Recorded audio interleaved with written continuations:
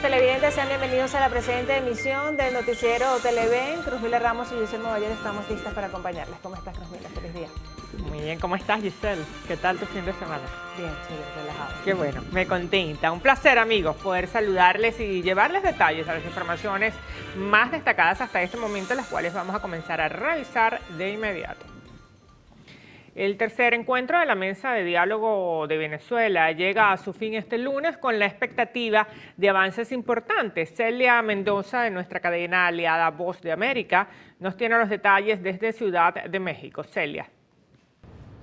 Este lunes se espera que culmine esta ronda de negociaciones, el tercer encuentro entre los miembros de la Plataforma Unitaria de Venezuela y los representantes del gobierno de Nicolás Maduro. Esto empezó más tarde de lo planeado, se suponía que desde el viernes ya estuvieran cara a cara, sin embargo esto no se dio hasta el domingo, cuando las partes lograron sobrepasar un impasse entre el gobierno de Noruega, el mediador de estos diálogos, y el gobierno de Nicolás Maduro. Mientras tanto, se espera que la agenda pueda avanzar para dar algunos de los resultados que el mismo líder negociador de Noruega, Dag Nylander, dijo que se podría establecer avances importantes en el contexto de estos días de negociación aquí en México que podrían ser de beneficio para los venezolanos. Se esperaba que durante esta jornada se pudiera avanzar en el tema del sistema judicial y su reforma, así como la institucionalidad en Venezuela, algo que hasta el momento no se ha confirmado si pudo ser tocado, pero sí está claro que se pudo dar detalles acerca de la mesa social que fue establecida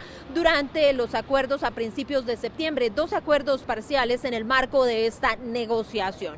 Las partes hasta este momento no han dicho si habrán acuerdos parciales en esta nueva ronda, sin embargo se espera que puedan haber declaraciones en las horas de la tarde antes de que finalice completamente esta ronda de negociación, mientras los miembros del equipo negociador tampoco han clarificado si habrá una siguiente ronda y cuándo esta podría suceder. Informó Celia Mendoza de La Voz de América desde Ciudad de México para el noticiero Televen. Entre tanto, el Gobierno Nacional y la Plataforma Unitaria de la Oposición Venezolana superaron el impasse entre el gobierno y la delegación noruega para llevar a cabo la tercera ronda de negociaciones. Las actividades con la Plataforma Unitaria, esperamos que sean tan fructíferas y constructivas las reuniones como las que hemos sostenido en el pasado. ¿Algún acuerdo en temas del sistema judicial? Este es uno de los temas que, por ejemplo, usted mandó unos mensajes al señor James Story. ¿Qué quiere decir sobre eso? Esperarán noticias nuestras. Gracias. El presidente o el representante del Gobierno Nacional, Jorge Rodríguez, anunció el pasado sábado la continuidad de las negociaciones luego de reconocer la imparcialidad de Noruega en el proceso. Recordemos que el viernes hubo un impasse surgido por las declaraciones de la primera ministra de Noruega, Erna Solberg, tras expresar su preocupación sobre los derechos humanos en Venezuela. Y la delegación de la Plataforma Unitaria ratificó su compromiso a los venezolanos, al Reino de Noruega y demás países acompañantes de seguir con el diálogo en México. La plataforma indicó que siguen con el objetivo de avanzar sobre la constitución de la Mesa de Atención Social para promover los programas de nutrición infantil, trasplantes y vacunación, entre otros temas importantes para el país. La delegación informó que se encuentra en la mesa de negociaciones para abrir una discusión sobre la construcción del sistema de justicia venezolano, que a su juicio se encuentra secuestrado. Y el relator especial para los derechos humanos de la Organización de Naciones Unidas, Felipe González, calificó como inadmisible humillación la quema de un campamento de migrantes venezolanos en Chile. La posición de las autoridades en ese país es encontrada, aunque la Fiscalía pidió que se investigaran los hechos. Las carpas y pertenencias de venezolanos ardieron en llamas, luego que un grupo de los aproximadamente 3.000 manifestantes que salieron en contra de los migrantes indocumentados prendieran fuego al campamento.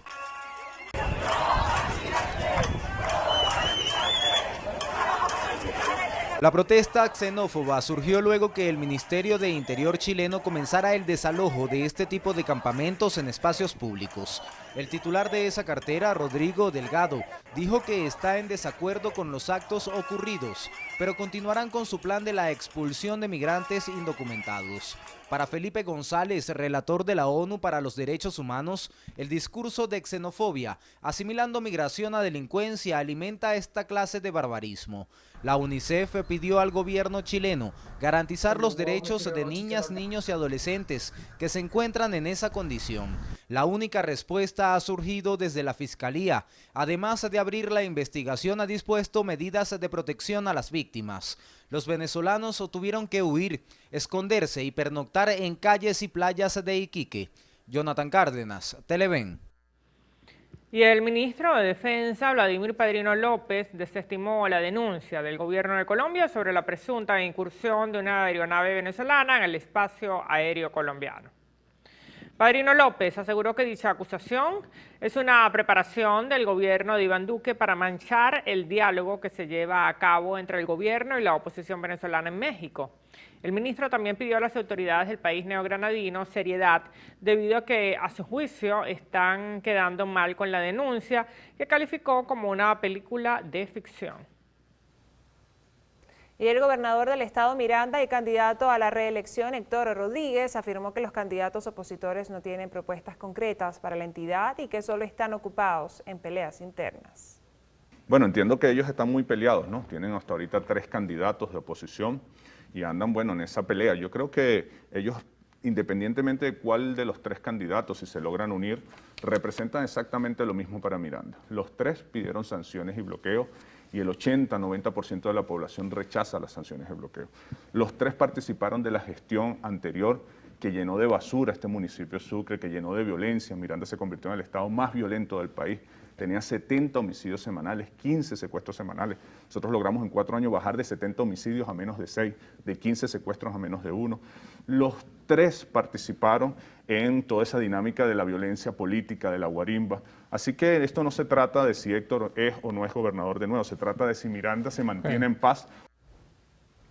Rodríguez también indicó que en el estado Miranda la tasa de mortalidad por COVID-19 es baja y destacó que que han duplicado los centros de vacunación en la entidad para lograr la inmunización de al menos 1 millón de personas contra la enfermedad.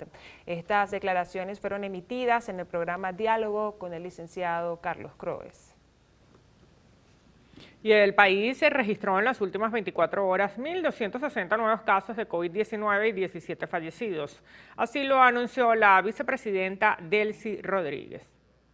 El estado que sumó más contagios es Miranda con 479 casos, seguido de La Guaira con 280, Caracas con 238 y Aragua con 126. De las 17 personas fallecidas, 5 se ubicaron en Caracas, 4 en Anzoátegui y en Lara, 2 en Aragua y un caso en Sucre y en el Zulia, respectivamente.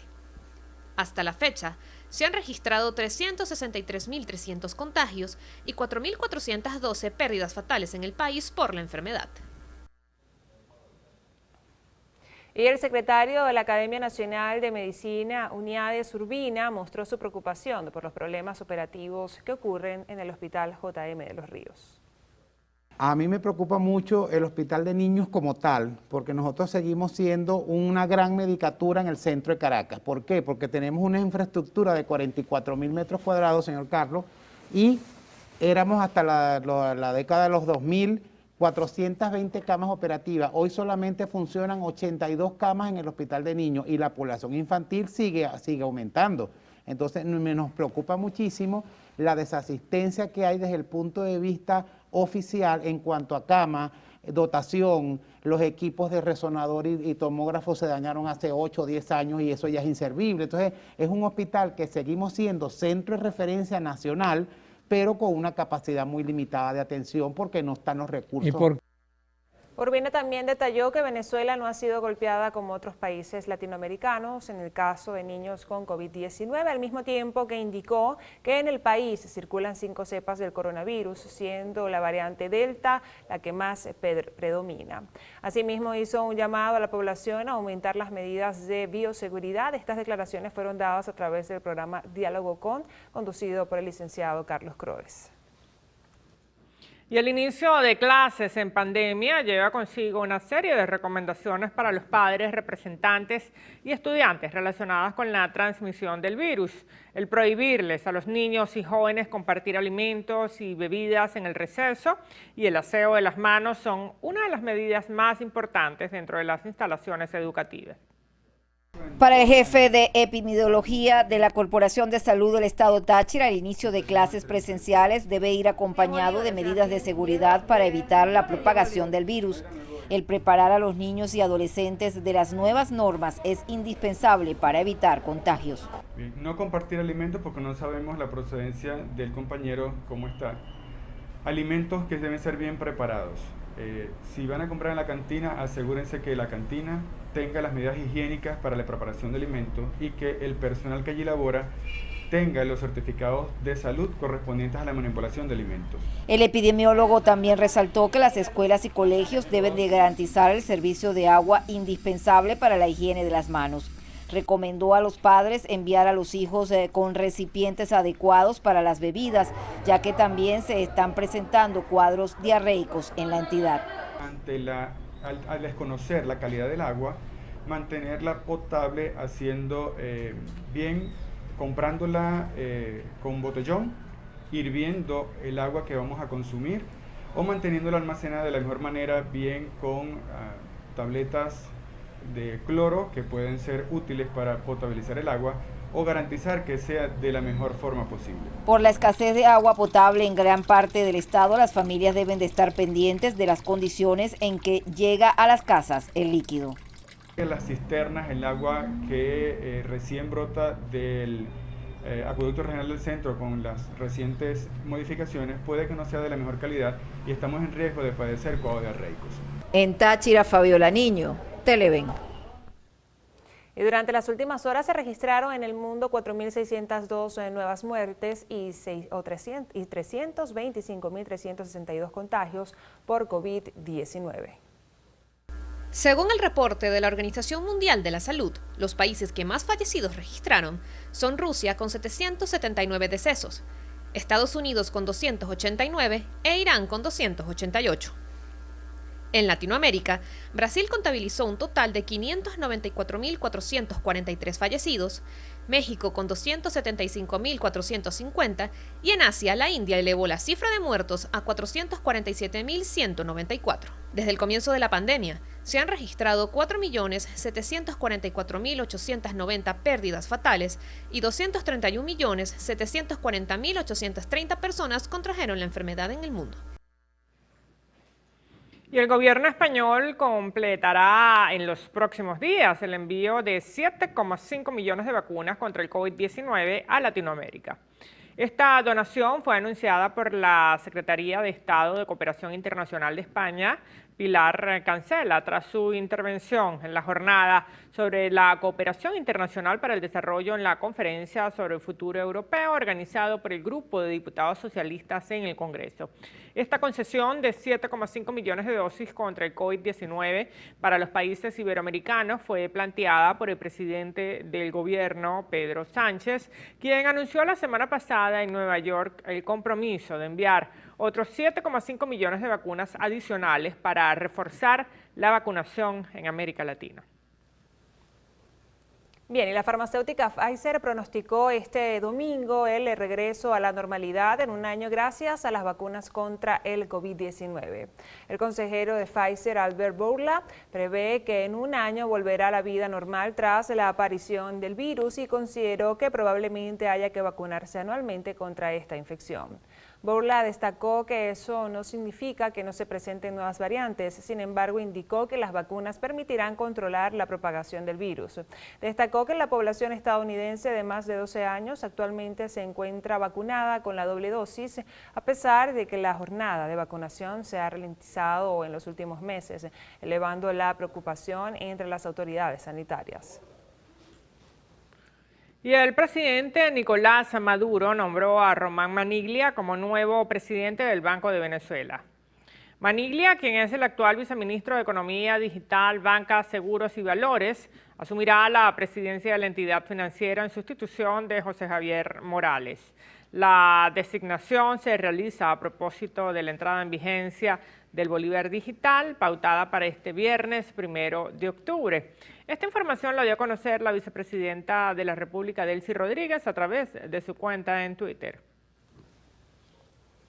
Y el médico venezolano Nussen Bir fue nombrado investigador principal en estudios que adelantan los laboratorios AstraZeneca y Sincor Pharma Inc.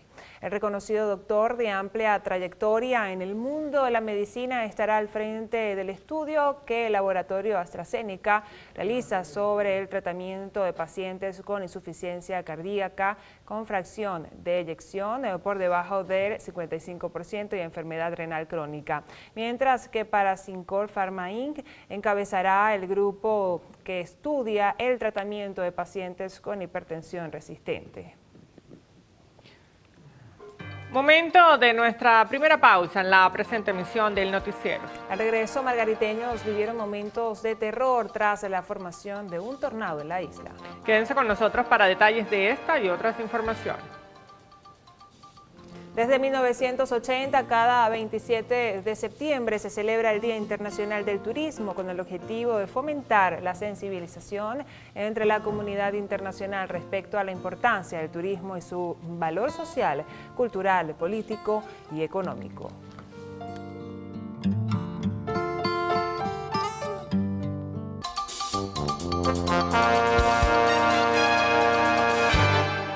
En Nueva Esparta, momentos de pánico vivieron habitantes de la carretera nacional El Espinal la tarde del sábado cuando presenciaron un tornado.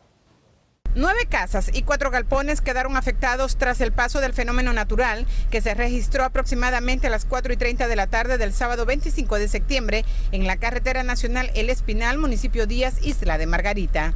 De acuerdo a testimonios de los habitantes del sector, fuertes corrientes de aire se encontraron soplando en espiral hacia arriba, girando a modo de torbellino, arrasando con láminas de zinc y otros objetos contundentes, generando pánico en la población. Bueno, y ahí hizo mucho desastre, pero la gente tuvo demasiado miedo. Gracias a Dios y a la Virgen del Valle, que es poderosa, que si se mete para la parrillera donde nosotros trabajamos, se lleva todos los 3 techos. Gracias a Dios y a la Virgen, la gente estaba demasiado temblosa, estaba muy miedosa, los carros no querían correr en la calle, se pusieron nerviosos. Algo, primera vez en historia, en 55 años que estamos viendo aquí en Margarita, veo ese terrible tormenta que pasó. Sí, estábamos trabajando normal y de repente la gente empezó con la bullicia y de repente vimos que estaban el ojo de las nubes y las cosas en el cielo y esperamos a ver qué pasaba y cuando vimos se estaba formando el tornado. Tras pasar el torbellino, algunas láminas de zinc quedaron tendidas en las guayas de alta tensión, por lo que ameritó la presencia de las unidades de Corpoelec. Los habitantes del lugar temen que este fenómeno se repita, ya que durante los últimos días se registra una fuerte ola de calor acompañada de lluvias repentinas. Desde la isla de Margarita, Lisbeth Miquilena, Televen. Y al sur del estado Anzoátegui, oficiales abatieron a 2 delincuentes, uno de ellos cuando supuestamente cometía un hurto en la Universidad Politécnica Territorial José Antonio Anzoátegui. La primera de las refriegas se registró en la referida casa de estudios, ubicada en la vía El Tigre Bolívar, donde un sujeto desafió a tiros a los uniformados de Polianzoátegui de El Tigre, tras ser sorprendido cometiendo un hurto. Por otra parte, efectivos de la estación policial de Polianzoátegui en Soledad le dieron de baja a un presunto azote de barrio identificado como José Gregorio Perales Zamora, de 28 años de edad, apodado El Seco. Este individuo, quien supuestamente desafió a tiros a los uniformados, resultó muerto en el intercambio de disparos registrado en la calle Boyacá de la población de Soledad. Según fuentes policiales, Perales es señalado de azote de las comunidades La Peña, San Dieguito, Las Colinas del Cerro, El Pilón y El Chispero en el municipio Independencia. Desde la zona sur del estado Anzoátegui, Susana Quijada, Televen. Un abatido y 2 detenidos es el saldo que dejó la operación para la desarticulación parcial de la banda Los Migueleros, organización delincuencial que se dedica a colocar objetos en la vía para robar a los usuarios de la carretera Barquisimeto a Carigua. El procedimiento fue llevado a cabo por la Guardia Nacional Bolivariana a través del Comando Nacional Antiextorsión y Secuestro en el sector Ojo de Gato en el municipio palavecino, lugar donde encontraron a los integrantes de la peligrosa banda quienes, al percatarse de la presencia de los uniformados, abrieron fuego. En el intercambio de disparos cayó abatido Wilmer Amaya, conocido como el Caracas, y resultando detenidos Areison Contreras y Miguel Díaz, quienes fueron puestos a la orden del Ministerio Público. En Lara, Juan Manuel Oviedo, Televen. 3 personas resultaron detenidas en el estado Bolívar tras tener bajo su poder más de 1 kilo de sustancias psicotrópicas. El hecho se registró en el punto de atención al ciudadano Peaje Guayana, cuando los funcionarios pertenecientes a la Guardia Nacional Bolivariana se dispusieron a realizar la inspección de un transporte público que cubría la ruta Ciudad Bolívar-Puerto Ordaz.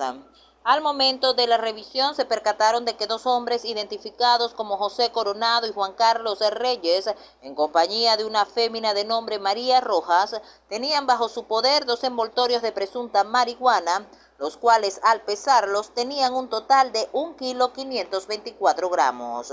Por esta situación, el trío quedó puesto tras las rejas bajo la orden de la Fiscalía del Ministerio Público. Por su parte, en otro hecho en el municipio Piar, población de Upata, un sujeto identificado como Ronald Rodríguez también quedó detenido por el delito de microtráfico. A este le incautaron 22 envoltorios de presunta marihuana, además un arma blanca, $15 y 2 pesos electrónicos. Desde el estado Bolívar, Marianis Armas, Televen. Gracias, Marianis. Y fue designada la Fiscalía 21 del estado Lara para investigar a un presunto funcionario de la policía de Iribarren por agredir a un detenido. Así lo hizo saber el fiscal general de la República, Tarek William Saab, a través de sus redes sociales, en donde se hizo público un video en el que se muestra a un supuesto funcionario de la Policía Municipal de Barquisimeto pateando a un detenido. Sin precisar mayores detalles del hecho, la máxima autoridad del Ministerio Público expresó que en el país están prohibidos los tratos inhumanos y degradantes, motivo por el cual ordenó dicha investigación. En Lara, Juan Manuel Oviedo, Televen.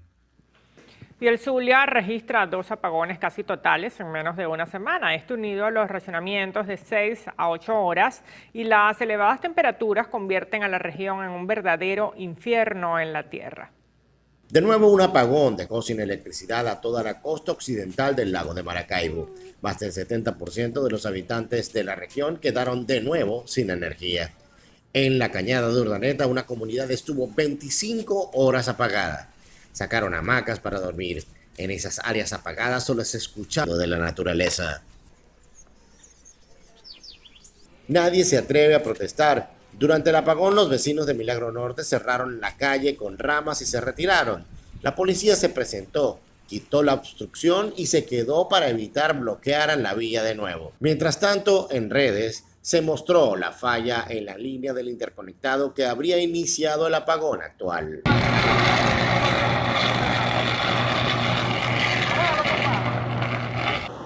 Estabilidad eléctrica, algo que desde hace años no se disfruta en el Zulia. En todo este tiempo se ha recibido la promesa, incumplida por cierto, de tener una región totalmente libre de apagones. Desde el estado Zulia, Lenín Daniel y Televen. Gracias, Lenín. Y comerciantes carabobeños se mantienen expectantes a la reexpresión monetaria del próximo 1 de octubre, medida que, según ellos, no mejorará la crisis económica del país. La reconversión monetaria genera diversas posturas en la sociedad carabobeña. Los comerciantes, por ejemplo, dicen sentir incertidumbre y hasta un poco de temor. Algunos incluso afirman que no laborarán los días previos a la reforma.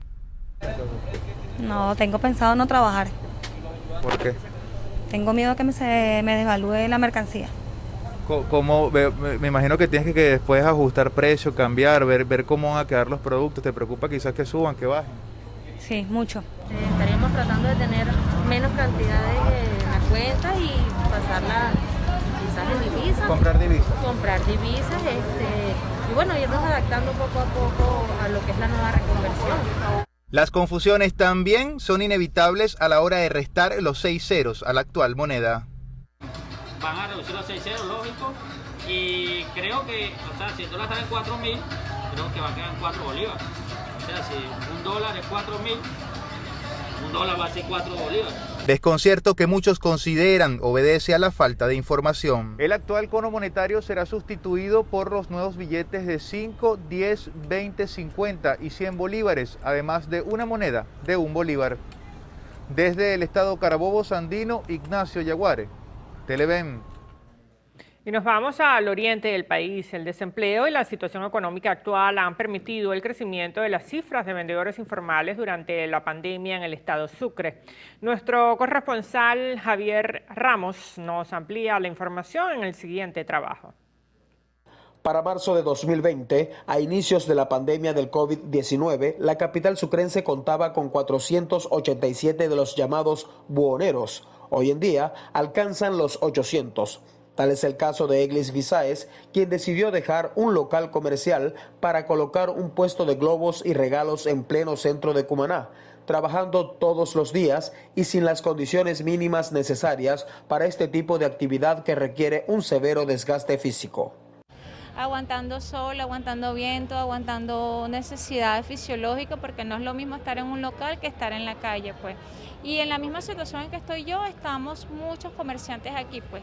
Anteriormente tenían sus negocios formales, pero la misma situación país o la misma pandemia nos ha obligado pues a salir a las calles a vender, pues.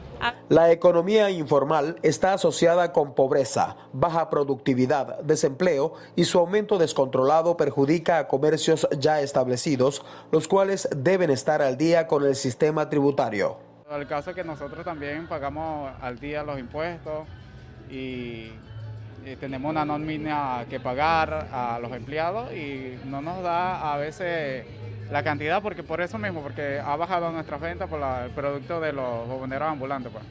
Se estima que haya crecido en un 60% la cantidad de vendedores informales en el centro de la ciudad de Cumaná. También en Carúpano se registra un aumento del 35%. Desde el estado Sucre, Javier Ramos, Televen. Nueva pausa en la presente emisión del noticiero. Al regreso, 5 fallecidos tras ataque de supuestos disidentes de la FARC en frontera colombo-ecuatoriana.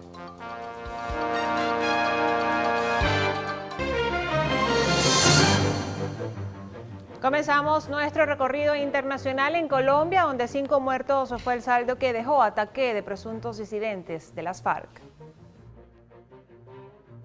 Hombres armados dispararon contra un establecimiento público en la zona rural de Tumaco, un municipio fronterizo con Ecuador. En el ataque resultaron muertas 5 personas y 3 quedaron heridas en estado de gravedad. El mayor general Álvaro Pérez manifestó que están investigando los motivos del atentado y aseguró que se han incrementado los enfrentamientos armados en ese municipio. Por otro lado, el gobierno de Iván Duque responsabiliza a los grupos que se financian del narcotráfico y la minería ilegal. Considera que estos están involucrados en los asesinatos. Y en las últimas horas, el volcán de Cumbre Vieja en la isla española de La Palma redujo notablemente su actividad. El fenómeno dejó de emitir grandes nubes de cenizas y roca fundida. Sin embargo, los científicos expresaron que era demasiado pronto para dar por terminada la fase eruptiva. Recordemos que el volcán explotó la semana pasada y causó daños en edificios cercanos a la zona. Y en México, personas protestaron tras cumplirse 7 años del caso Ayotzinapa, que ocurrió en el estado de Guerrero y cobró la vida de decenas de estudiantes. Miles de ciudadanos marcharon en el centro de la ciudad para exigir esclarecimiento de los hechos que aún continúan sin respuestas. La manifestación arrancó en el emblemático Ángel de la Independencia de la capital, encabezado por los padres y madres de los 43 jóvenes, de los cuales solo han podido identificar a 3. ¿Un muerto? 9 heridos y numerosos daños en las infraestructuras fue el saldo que dejó un terremoto en la isla griega de Creta. El epicentro del terremoto se registró a 346 kilómetros al sur de Atenas y autoridades de protección civil informaron que el sismo de magnitud 5.8 afectó en mayor medida al pueblo de Alkalori. Durante toda la mañana se registraron réplicas del terremoto y las escuelas de la isla tuvieron que ser evacuadas. Y en El Salvador entró en vigencia un decreto legislativo aprobado por el Congreso oficialista que retiraba de sus funciones a los magistrados mayores de 60 años o con 30 años de servicio. La norma alcanzaba a 249 jueces, un tercio del sistema de justicia.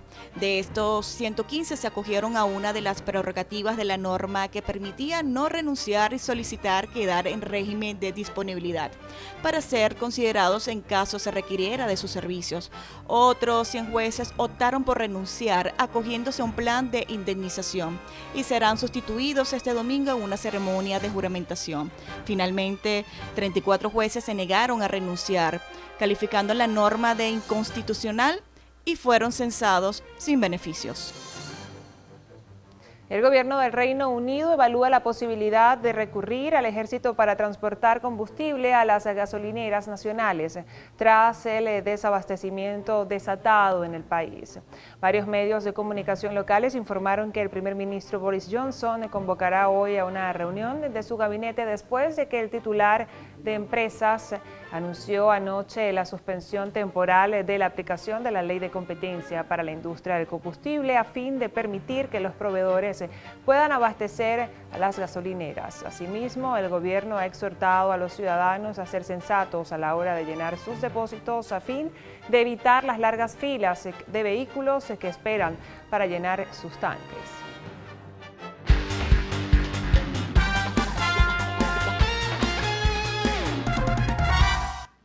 Y Daniel Ders se coronó campeón del Extreme de Barcelona de la Urban World Series. Y Venezuela venció 3-0 a Corea del Sur y clasificó invicta a la superronda del Mundial Sub-23 de béisbol. Bueno, y enlazamos con la señal de Venezolana de Televisión. Tenemos declaraciones de la vicepresidenta Delcy Rodríguez. A pocos días de la nueva expresión monetaria de nuestra moneda, el bolívar. Me acompaña el presidente del Banco Central de Venezuela, su vicepresidenta, el superintendente de banca, y están también aquí presentes presidentes de la banca pública y de la banca privada. Voy a nombrarlos uno a uno para que se sepa que el trabajo que se ha venido haciendo ha sido un trabajo mancomunado entre la banca pública, la banca privada, el gobierno nacional, las operadoras y asociaciones bancarias. Me acompaña Román Maniglia, viceministro de Economía Digital, Seguros, Banca y Valores, y hoy recién designado por el presidente Nicolás Maduro, presidente del Banco de Venezuela, para llevar adelante un nuevo proyecto para nuestro país, que es la banca digital. Vamos a ejecutar un proyecto de banca digital para toda la banca pública venezolana. Así que saludamos al licenciado Román Maniglia. Nos acompaña también el presidente del Banco Bicentenario, Simón Serpa, y el vicepresidente del Banco del Tesoro, Ángel Gabriel Bello. Bueno, por la banca privada, Nelson Acosta, presidente ejecutivo del Banco Mercantil, Agustín Antón, presidente del Banco Provincial, Juan Carlos Dao, presidente del Banco del Caribe, Víctor Vargas, presidente.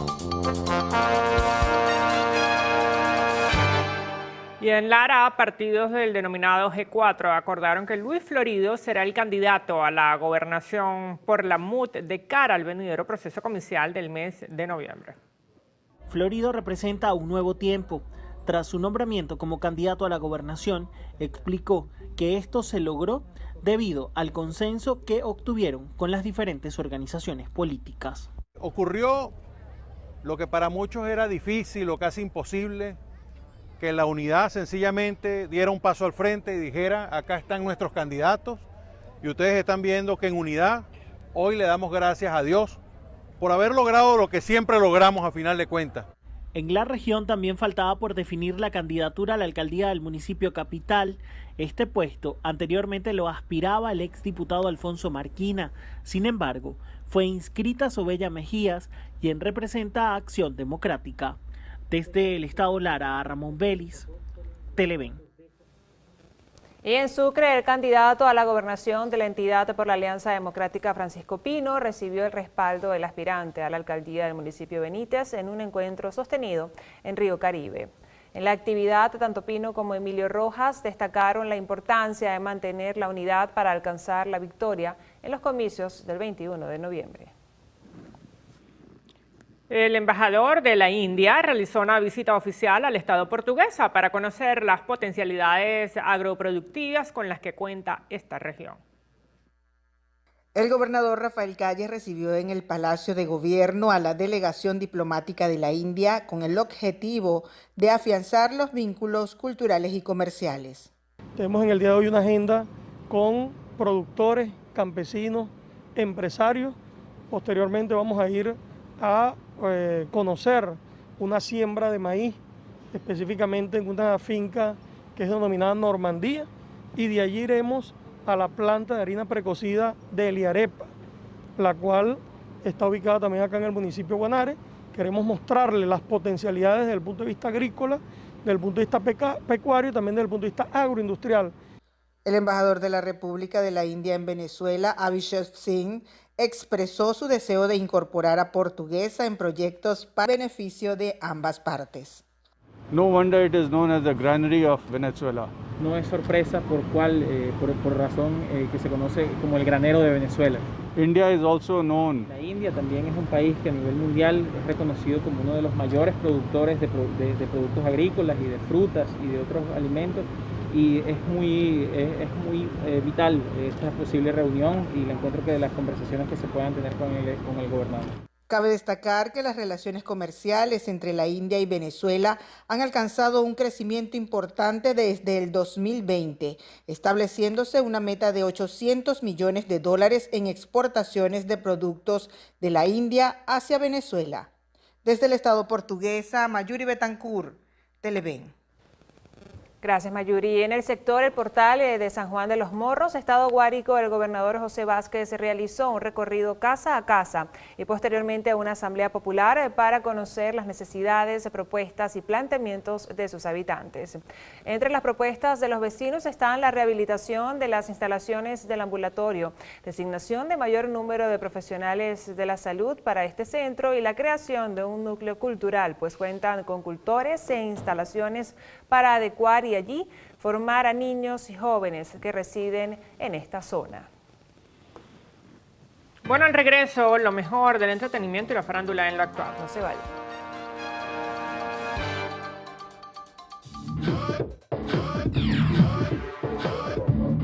El código QR Quick Response es una tecnología desarrollada en 1994 por el japonés Masahiro Tanaka. Pese a su sencillo manejo, pocos le daban uso. Sin embargo, al llegar la pandemia recibe una segunda oportunidad. Actualmente su uso es masivo y esencial en restaurantes, tarjetas de embarque, entradas a eventos, incluido el certificado COVID, entre otros. La falta de contacto ha provocado la adopción general de esta solución que ahora vemos fácil, rápida y práctica. La alternativa al QR es el NFC, Near Field Communication, un sistema de comunicación entre pares que permite a varios dispositivos conectarse entre sí con emisión de alta frecuencia.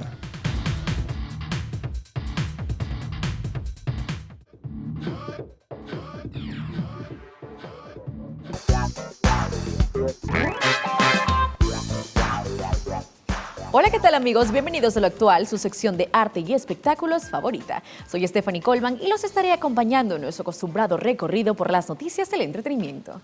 Recuerden que para estar en contacto con nosotros deben interactuar a través de nuestras redes sociales, @Lo Actual en Twitter, @Lo Actual Piso TV en Instagram y en mi cuenta, @Stephanie Colman. Y así comenzamos las informaciones del entretenimiento, contándoles que este fin de semana se celebraron los premios Pepsi Music 2021. Transmitida por nuestra casa Televen, esta novena edición de los galardones que premian al talento venezolano fue presentada por la Vero Gómez y Manuel Silva. La gala dio inicio con el tema Venezolanidad, estrenado para la ocasión bajo la autoría de Ignacio Salvatierra y las voces de Betsaida Machado, Francisco Pacheco, Nené Quintero, Che Hurtado, entre otros artistas. Asimismo, el galardón más esperado de la noche, presentado por Luis Chateng, recayó en Lazo, en la categoría Premio Artista del Año. Recordemos que el cantante ha sido acreedor hasta ahora de 3 estatuillas. De igual forma, junto a él fueron galardonados Corina Smith en el renglón Artista Femenino. Jan Bené obtuvo el premio como Artista Refrescante y Chino y Nacho se alzaron con el galardón a Video del Año, mientras que Jerry D resultó el ganador en la categoría Tema del Año y Noré se llevó el reconocimiento como Artista Revelación. Por su parte, celebridades de la palestra nacional como Gualberto Ibarreto, Daniela Navarro y Daniel Elvitar, Alejandro Nones, Samir Bassi, Sixto Rein, Caramelos de Cianuro, Rafael Pollo Brito, Juan Miguel y muchos más dijeron presente en esta gran noche, algunos desde la distancia y otros de forma presencial. Finalmente, el cierre del evento estuvo a cargo de los hermanos Primera, Servando y Florentino, que cantaron junto al puertorriqueño Guayna.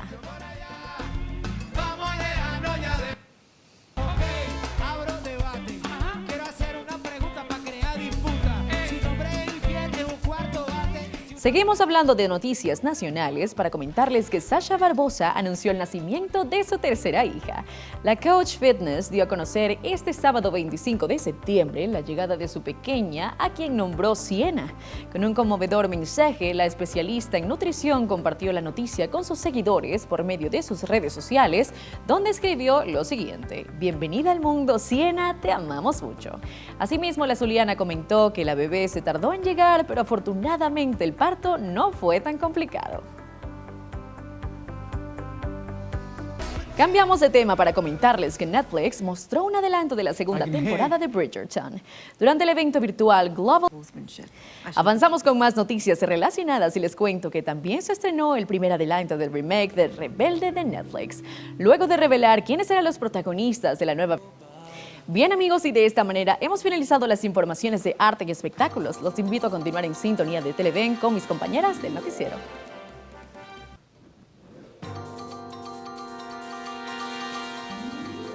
Bueno, continuamos revisando informaciones. En Lara, partidos del denominado G4 acordaron que Luis Florido será el candidato a la gobernación por la MUT de cara al venidero proceso comicial del mes de noviembre.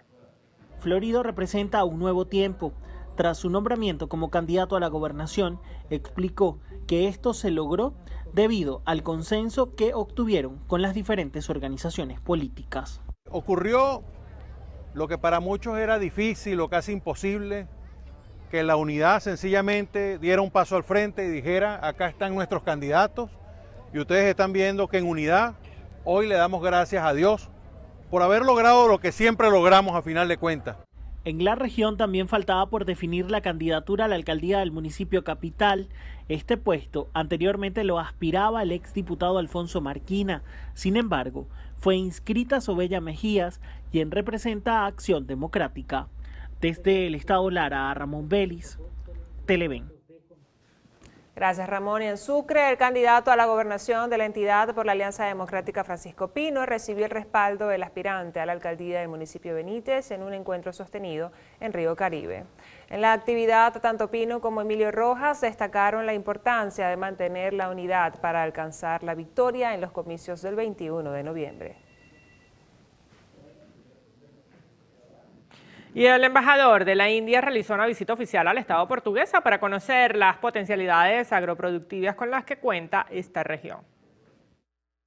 El gobernador Rafael Calles recibió en el Palacio de Gobierno a la delegación diplomática de la India con el objetivo de afianzar los vínculos culturales y comerciales. Tenemos en el día de hoy una agenda con productores, campesinos, empresarios. Posteriormente vamos a ir a conocer una siembra de maíz, específicamente en una finca que es denominada Normandía, y de allí iremos a la planta de harina precocida de Eliarepa, la cual está ubicada también acá en el municipio de Guanare.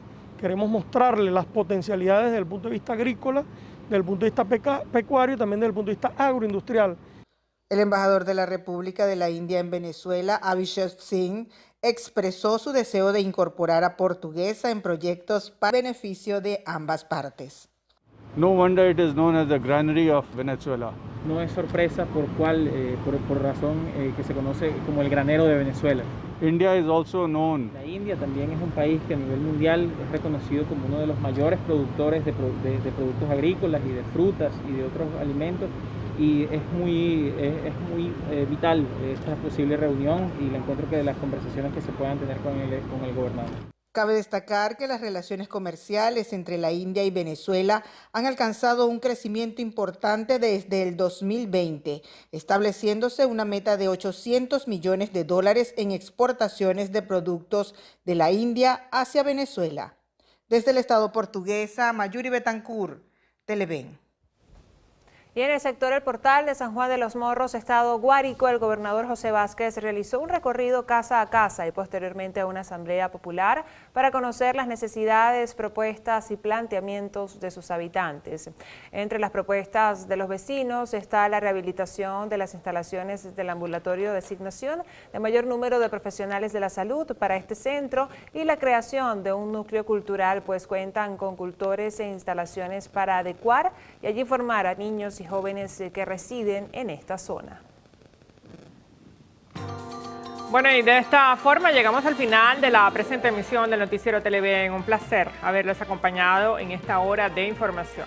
No olviden protegerse frente al COVID-19, haga uso del tapabocas y demás medidas de bioseguridad para evitar contagiarse. Llegamos al final, por supuesto corresponde colocarnos nuestro tapabocas. Feliz día. Así es, hasta mañana.